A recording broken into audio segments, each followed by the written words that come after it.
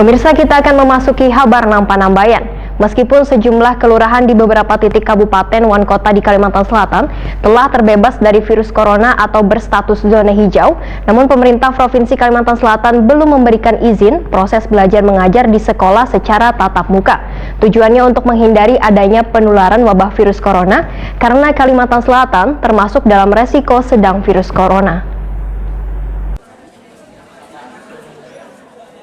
Meskipun sejumlah kelurahan di beberapa titik kabupaten wan kota di Kalimantan Selatan telah terbebas dari virus corona atau berstatus zona hijau, namun pemerintah Provinsi Kalimantan Selatan belum memberikan izin proses belajar mengajar di sekolah secara tatap muka. Kepala Dinas Pendidikan dan Kebudayaan Provinsi Kalimantan Selatan M. Yusuf Effendi Wayadita Kuniprimatipi Baisukan Rabu 21 Oktober 2020 memadahakan, walaupun Banjarmasin Wayahini sudah berstatus zona hijau, namun Disdik Kalimantan Selatan menyarankan kepada pemerintah daerah untuk memberikan izin kepada sekolah untuk memberlakukan pada peserta didik dalam proses belajar tatap muka. Ini sesuai dengan instruksi Gubernur Kalimantan Selatan serta keputusan Kementerian Pendidikan dan Kebudayaan Republik Indonesia. Menurut M. Yusuf Effendi, dalam aturan Kemendikbud, kategori zona kuning boleh melakukan tatap muka. Namun pemerintah Provinsi Kalimantan Selatan belum memberikan izin untuk melakukan proses belajar mengajar tatap muka. Tujuannya untuk menghindari adanya penularan wabah virus corona karena Kalimantan Selatan termasuk dalam resiko sedang virus corona. M. Yusuf Effendi pun kembali mengingatkan warga untuk mematuhi protokol kesehatan agar memutus mata rantai penyebaran virus corona.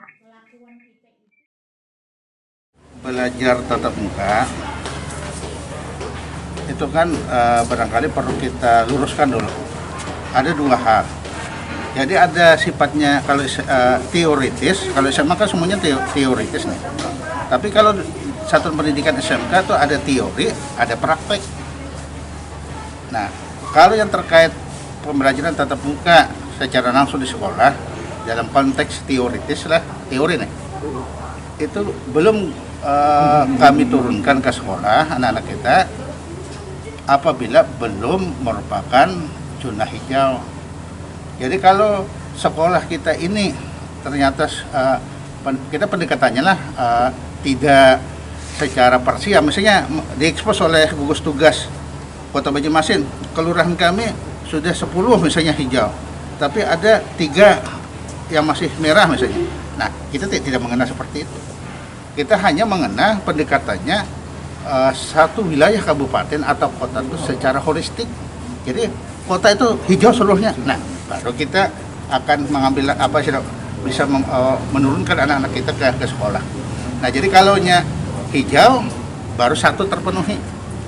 Nah, kan acuannya berdasarkan SKB 4 Menteri. Siapa SKB 4 Menteri itu? Menandatangani Menteri Dalam Negeri, Menteri Agama, Menteri Kesehatan, Menteri Pendidikan dan Kebudayaan Republik Indonesia. Nah, apabila SKB 4 Menteri itu menjadi acuan kita.